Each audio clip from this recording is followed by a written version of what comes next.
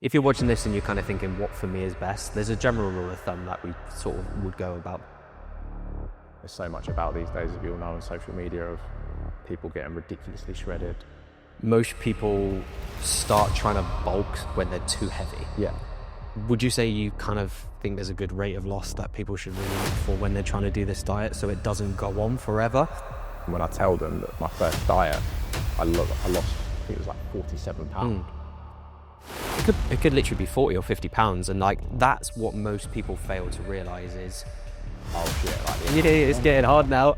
yeah. When in reality, if you just take it up a notch in here, Yeah. you can get through it. Right, welcome to the potential first of many podcasts / filming with me, Jack, and Jimmy.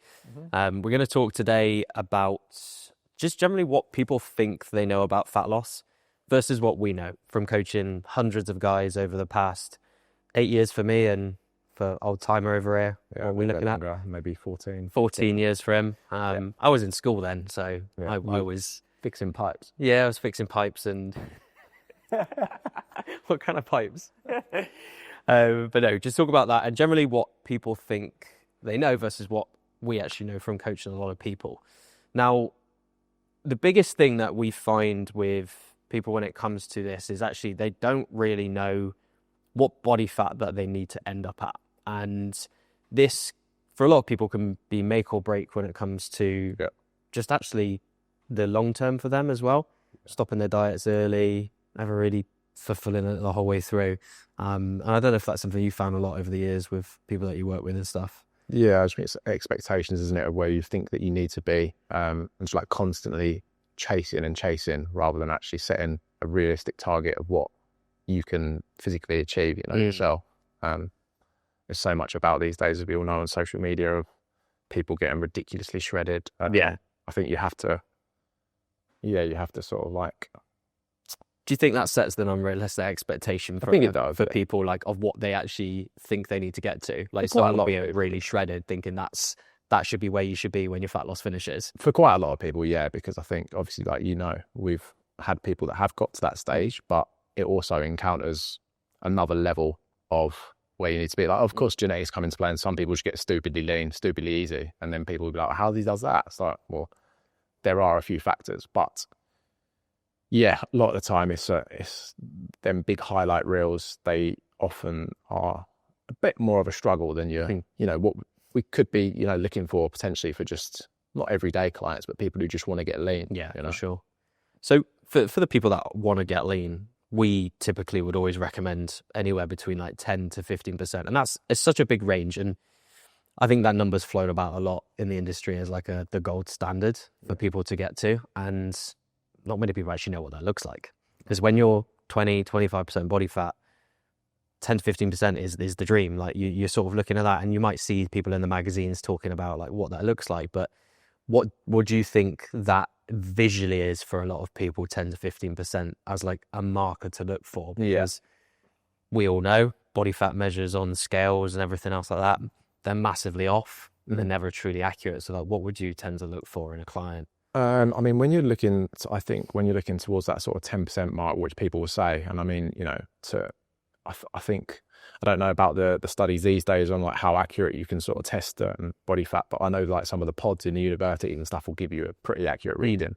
I'm not too keen on like the DEXAs and stuff like that, but they're a tool that you can use. But if someone says to me they want to reach, that sort of 10 mark, I'm looking for, obviously people will get leaner in different places at different times. So I like to see some form of sort of like abs coming in at that point. So you will see sort of like a bit of a, the sides of sort of the ab wall, and the legs will start to get a bit leaner.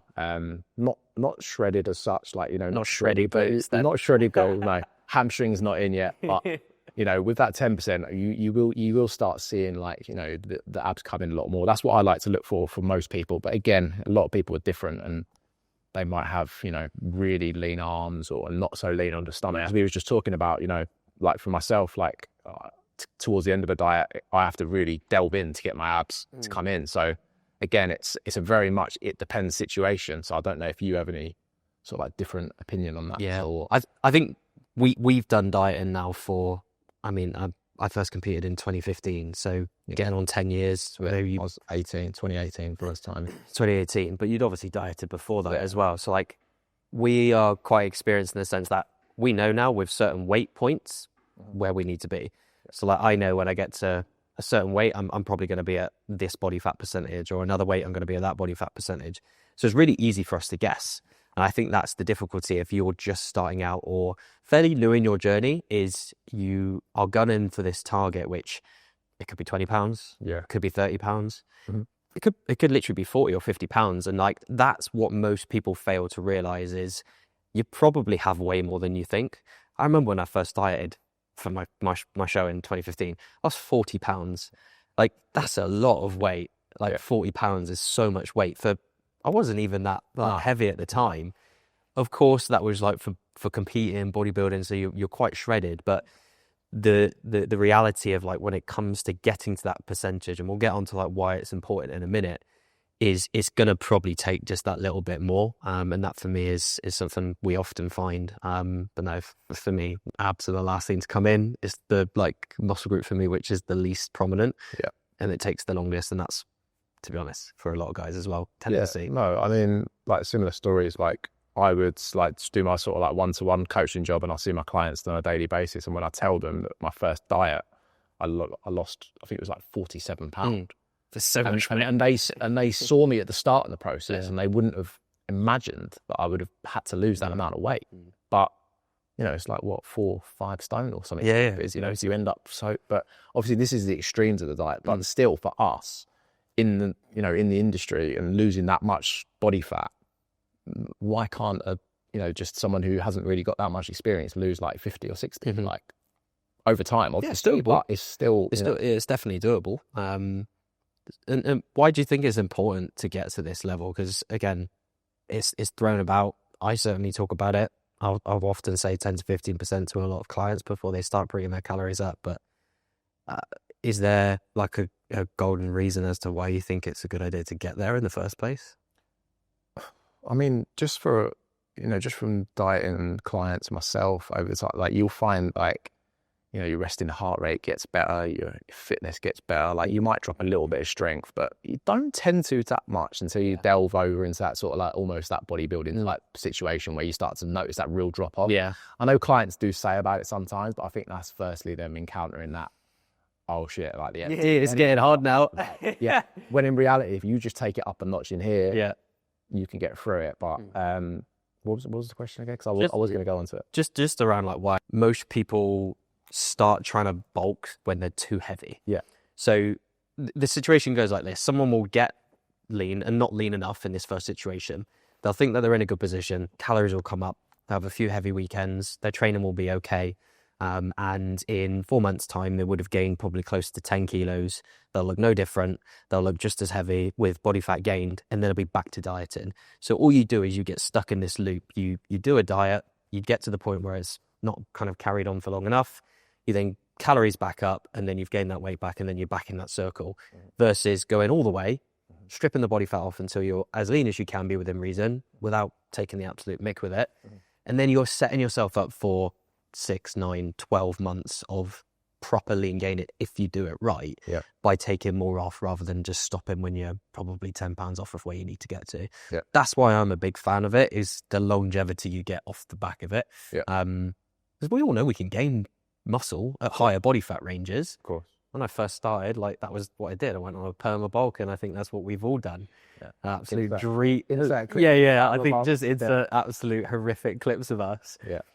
Looking like an absolute swamp donkey. Looking back at that, it was, we probably gained way too much body fat. Exactly, It wasn't needed. And we learn on the job. We had to take so much fat off. Versus now we know realistically there's an amount of muscle you can grow per month, per week, which is realistic.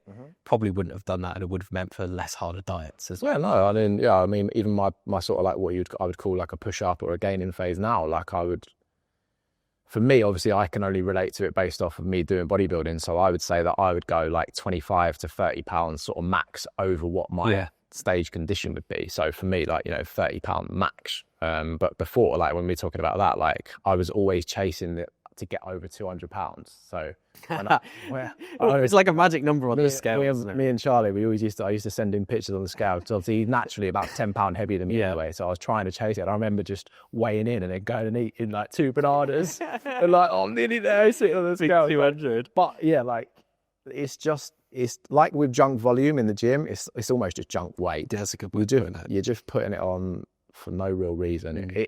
So at some point, it just offers no extra training benefit. You know, I've dropped 30 pounds and still been gaining strength in the gym. So it just goes to show, like, of course, you do have to, you know, mass moves mass to a certain degree, but there is also that point where you too much, you know. And I think some people do get caught up with that, like you say, with when they start doing the heavier bulks. And the start points, what they do, obviously determines that, doesn't it? So obviously, with the position that I like to get people at, it's not as lean.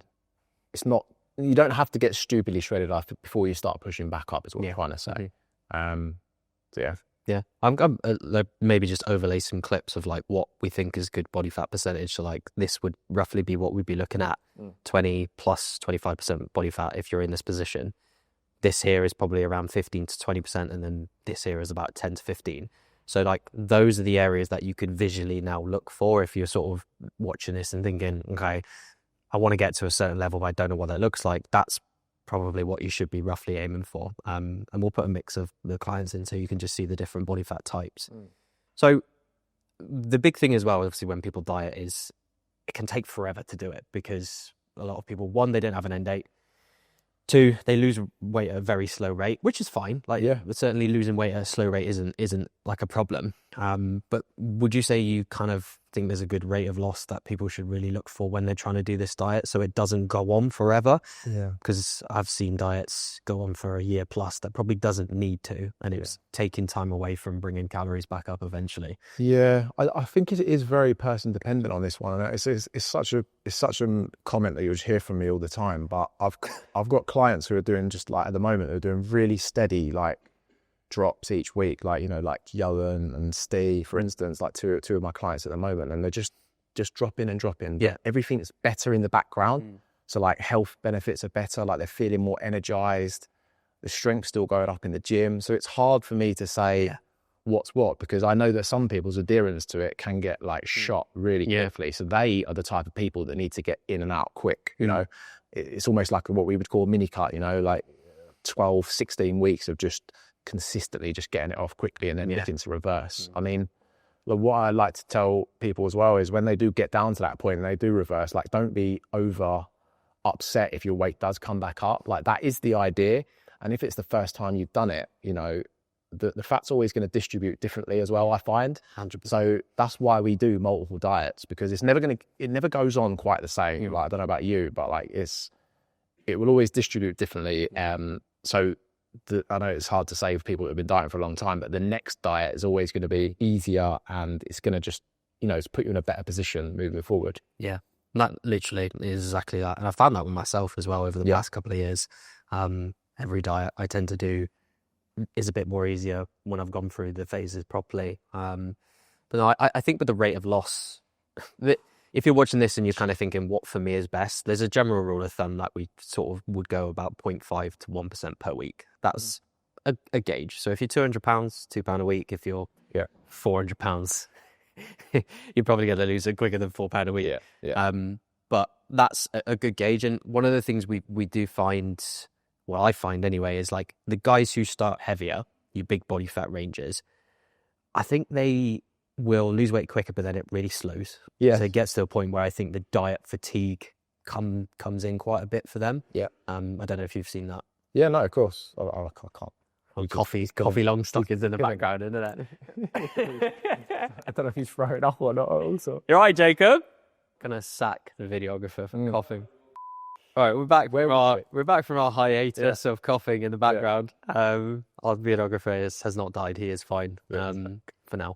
But anyway, basically talking about the guys who are bigger when they start with their fat loss, they'll lose really quickly. And I've literally seen 4 or 5 pounds, sometimes literally 8 pounds in a week, a lot.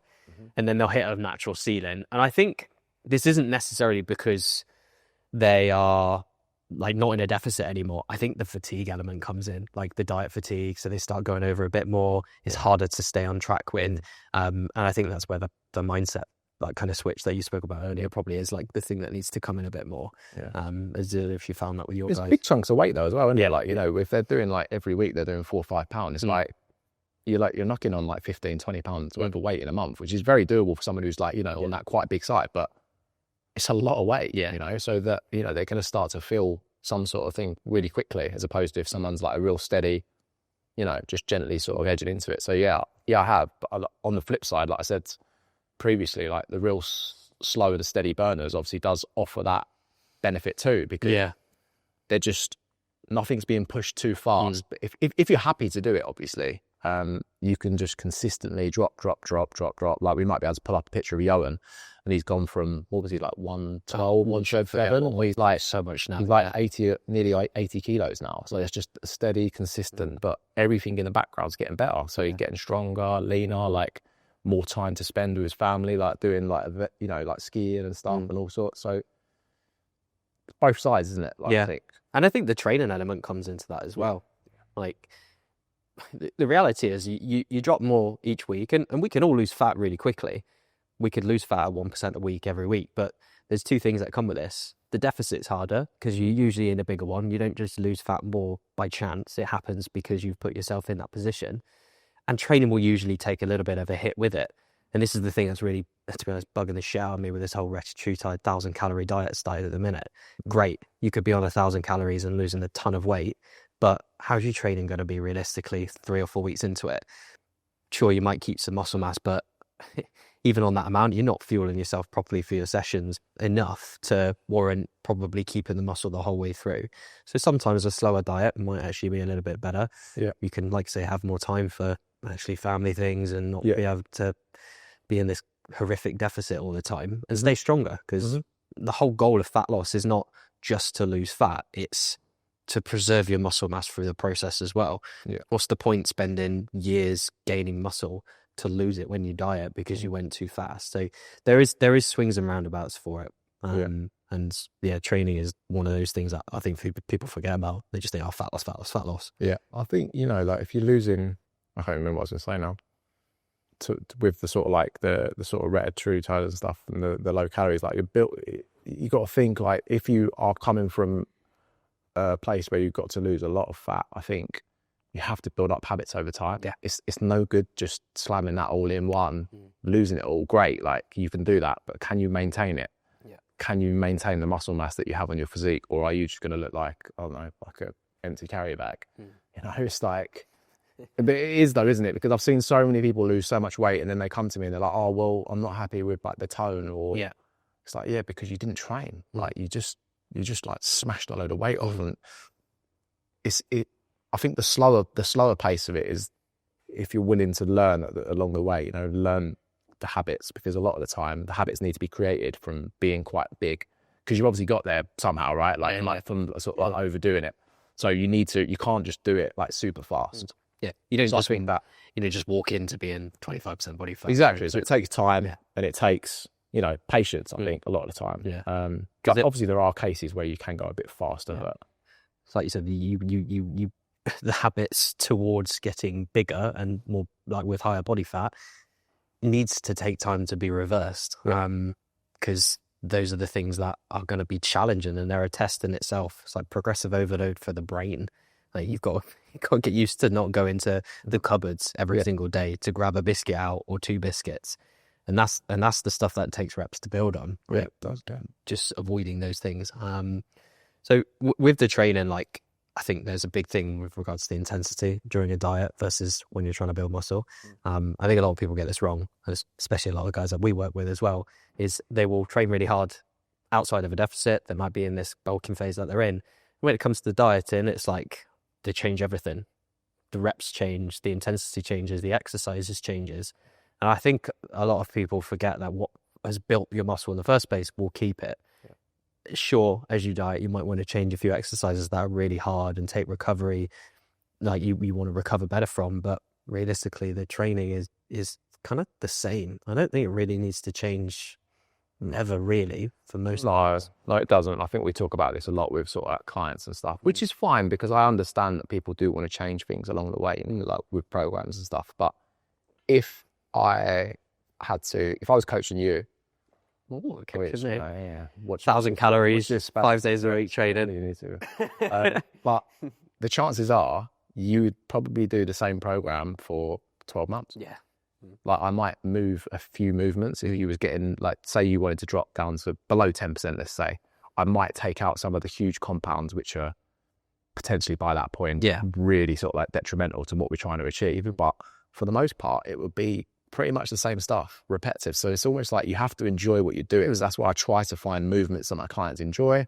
And that can progress over time. Yeah. Like we say, it's no good just chopping and changing all the time just to sort of like keep someone happy, because we know that what works is a solid foundation of training that you can progress over time. Mm-hmm. Yeah, it's enjoyment in repetition, isn't it? Yeah. Going into the gym and actually, and if you're not this way inclined, it's hard to relate. But enjoyment in adding 2.5 kilo. Or adding another couple of reps and like knowing that that's progression, rather than trying to like mix it up every time we go into the gym and never really then seeing the change because of it. Like, that's why, isn't it? Well, yeah, that's why. And you can mix it up and then fucking not do the same stuff that you've done the previous week for multiple weeks in a row, and you're just then never getting any stronger. Well, that's the classic one, and you'll go back to that movement you've done before, and you can't lift anywhere near what you used to do. You try in the same way. Got 6 hours later, you've got no reference points, you've got no nothing, because you keep changing things.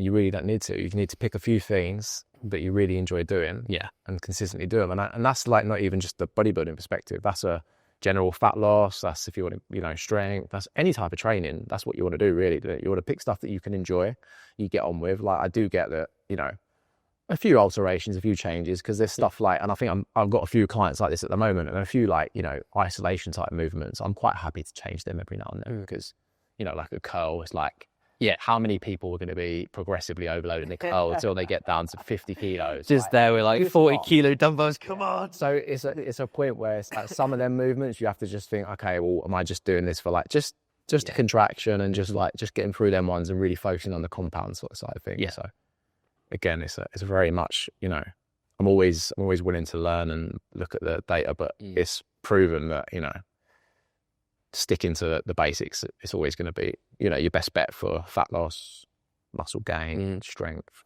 general body composition change. Yeah. Male and female as well, male and female. There's quite, sometimes there's that, oh, well, should I train any different to a man? Like, absolutely not. No, should train harder. Why not? Should the same. Yeah, is exactly the same. The same movements. Like, if you want a bit more volume on the legs, then that's fine. But again, that might not be what works, like. Yeah. Yeah, no, it's true. So I think like kind of to wrap up on the next topic, talk about just generally the diet and longevity of the other things to look out for. Because I think the big thing that I find with clients is they get close and they never really get there. So the training's good. They know the body fat level. They get in there and it's like that last bit. Everyone wants to lose that last bit. I love the last bit. When the last bit is probably way more than we actually. But I love the last bit where it's like people say the last bit, they haven't even started. Yeah. Do you know what it's about? I just need to get the last bit off. I'm like, huh? It's like, what? That last bit's 25 pounds, my friend. And like, it's for those that actually do need to lose that last bit. For me, I'm quite keen to set like a time frame ending point, because I think that gets to a point where the diet's getting close to being ended. You've maybe done diet breaks and you're, let's just say, 5 pound off. Having like a goal and a date where it's like, this is going to be done by then, I think helps you, because mentally by that point, I think you're going to be tapped out. Socially, you're probably picking things on a menu. You don't really want to pick at that point. We're going out for steak and we're having steak with a sauce on the side. There might be veggies instead of chips, or maybe actually you just maybe avoiding going out because you want to just get the diet done. And that can happen as well. Yeah. So I think time frames when you're getting close works incredibly well, because it's the mental fatigue at that point for a lot of people. I think a lot of people relate to that. But I think we spoke about it before with clients, and some people do need to diet for a long period of time. Unfortunately, they do, and you will get to them points where you're almost just so sick of it. And I do have a couple of people like right now, like who will know, they'll know who they are, but you know, and we're sort of coming to points now. It's like, okay, well, why don't we get down to this number and we'll take this amount of time to do it. And then the reverse just happens regardless. Yeah. Yeah. Because it might well be that you need to do another round, you know, Yeah, like unfortunately you need, well, not unfortunately, like we all do. Like I'm just about to go into a gaining phase myself. You're always bulking, but you need, like we say, you need to do multiple diets, don't you? It's not always going to happen on the first go, because if it did, then we'd all be just done, right? We'd all be where we want to be. Yeah. So and body composition gets better each time. Like, obviously, it's fantastic when we can work with clients for multiple years, because we've seen body composition get better every time. Like, you get to go through a stage. I'll put a photo up of Jordan here. I think he's been with me 5 years now. When he first started, his first position was never going to be one diet. It was going to be multiple diets and multiple years, and that's what it's been. But he's now in a position where that's changed. And I think if you're coming into making a change, starting the gym, or just wanting to take it a bit more seriously, just be realistic in the sense that maybe this diet is a step towards the ultimate physique that you want to be in the long run. And rather than looking at it as like, if it's not happened this time, then you're going to quit.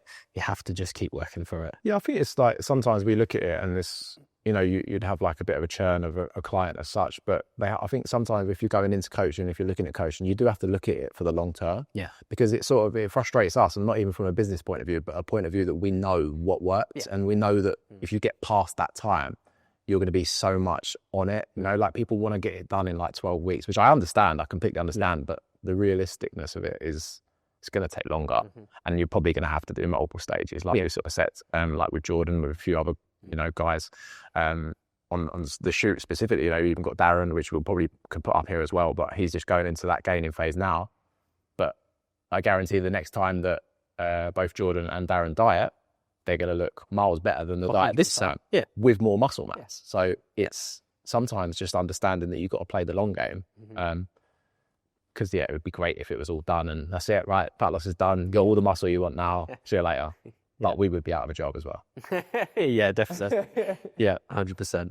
I think that's a nice way to end it, to be fair. Play the long game. Play the long game. Because at the end of the day, with every shortcut and stuff you see on social media, try this exercise, do this for whatever amount of weeks and you'll be where you want to be. It's just not true. Like, the long game is always what it will come back to, and being patient, doing the right things.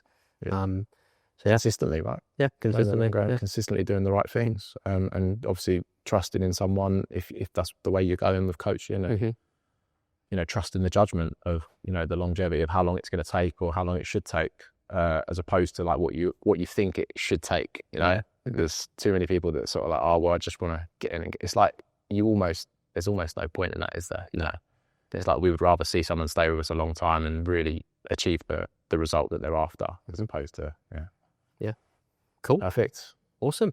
Well, if you want to follow us, I'm sure you might do. We'll leave Jimmy's. I'll leave my link. Yeah, you follow him and just not follow me. That'll be nice. We'll leave our bio links in the description. And if you want a bit of a head start, we do have our 4 weeks free coaching, which you can get going with and start as soon as possible, and give you an insight into how we coach, run through the sheets and stuff that we use for 4 weeks free before maybe even eventually wanting to potentially work with us. So we'll hopefully see you in the next one, because if you like it, we'll do more. And let us know if you do in the comments. A bit more structure. Maybe even a nicer layout and background, but we'll see. Cool. Cheers.